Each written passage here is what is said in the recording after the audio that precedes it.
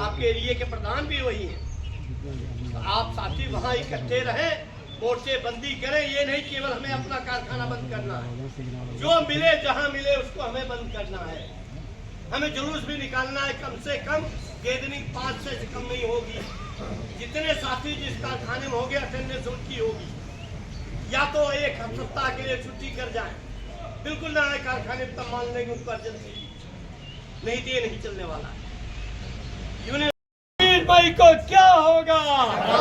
दुनिया भर के मेहनत कसो, दुनिया भर के मेहनत कसो,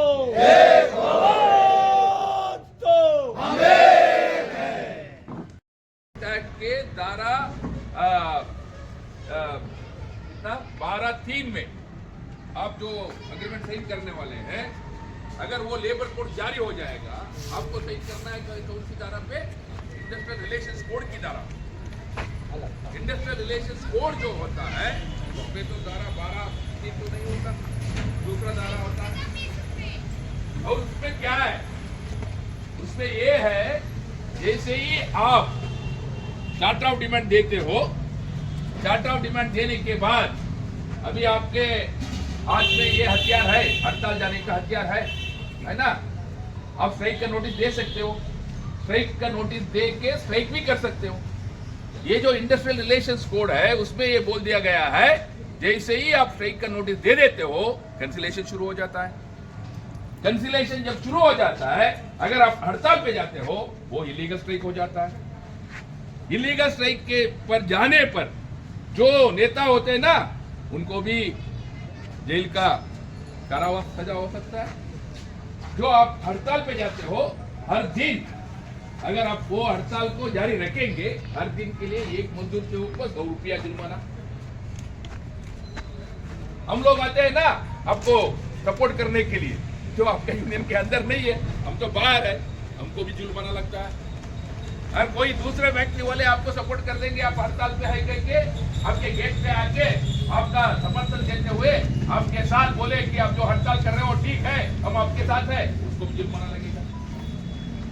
समझिए ना क्या है ना? अभी हम मांग रखे हैं 26,000 न्यूनतम वेतन।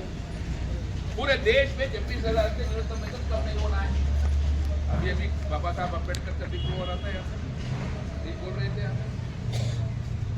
भारत देश में जब बाबा साहब अम्बेडकर इस देश के, जब ब्रिटिश का हुकूमत था, उस समय में भी उन्होंने इस देश की श्रम सचिव रहे। बाद में नेहरू की कैबिनेट में जो पहले कैबिनेट था, उसमें उन्होंने इस देश की कानून सचिव रहे। उस समय में बहुत सारे कानून लेके आए उन्होंने। वो कानून के जरिए हमारा न्यूनतम वेतन तय हो रहा है। जब हम हमारा देश की संविधान को अपना रहे थे, उस समय संविधान रचना सभा जो पार्लियामेंट में होता था, उसमें चर्चा हुआ। क्या बोल रहे हो? इस देश की मजदूर के लिए केवल न्यूनतम वेतन मिलना चाहिए, क्यों ना उनको जीवित वेतन दे, क्यों ना उनको न्याय सम्मत वेतन दे। इसके बारे में चर्चा हुआ था। उस समय में चर्चा करते हुए, उस समय में तो बहुत बड़ी हस्तियां थी पार्लियामेंट के अंदर, बड़े लिखे लोग थे, स्वतंत्र आंदोलन थे, उनका अनुभव था। वो लोग लोगों के बीच थे स्वतंत्र आंदोलन में। ब्रिटिश की हुकूमत को निकाल के हमारा हुकूमत को लाए थे वहां पे।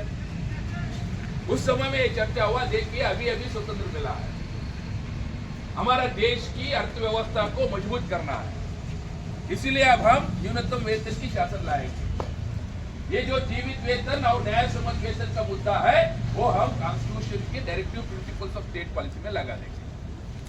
आगे आने वाले सरकार, जैसे ही हमारा अर्थव्यवस्था मजबूत हो जाएगा, वो सरकार जो भी आएगा उसका जिम्मेदारी बनता है directive principles of state policy के जरिए उनको न्याय सम्मत वेतन की एक शासन लाने का, और दूसरा जीवित वेतन की एक शासन लाने का उनका जिम्मेदारी बनता है, क्योंकि उसमें दिला दिया गया। आजादी का अमृत महोत्सव तो हम मना लिया ना। अभी तो अमृत काल में है, सभी अमृत पी रहे हैं, कोई भी मरेगा नहीं, क्योंकि सभी अमृत काल में अमृत पी रहे हैं। इसलिए कोई मरेगा नहीं आगे आने वाले 25 साल में। यह है अमृत काल। मगर अमृत वर्ष तो हो गया, अमृत काल भी हो गया, अभी संविधान का भी अमृत वर्ष हो गया, 75 साल तो हो गया अब संविधान का भी। मगर वो संविधान के डायरेक्टिव प्रिंसिपल्स में जो मुद्दा है ना, जीवित वेतन का मुद्दा, अभी भी उसके ऊपर कोई नहीं बोल रहा है। वो संविधान के directive principles of state policy में जो है क्या, न्याय सम्मत वेतन, उसके बारे में कोई नहीं बोल रहा है। न्यूनतम वेतन को तो कम से कम बढ़ाओ, क्या हम पूछ रहे हैं, 26,000 बनाओ, कैसे पूछ रहे हैं। अभी साथी बोल रहे थे ना, उत्तर प्रदेश में क्या है न्यूनतम वेतन, 10,800, अनस्किल्ड के लिए, स्किल्ड के लिए कितना है, 12,000 है स्किल्ड के लिए।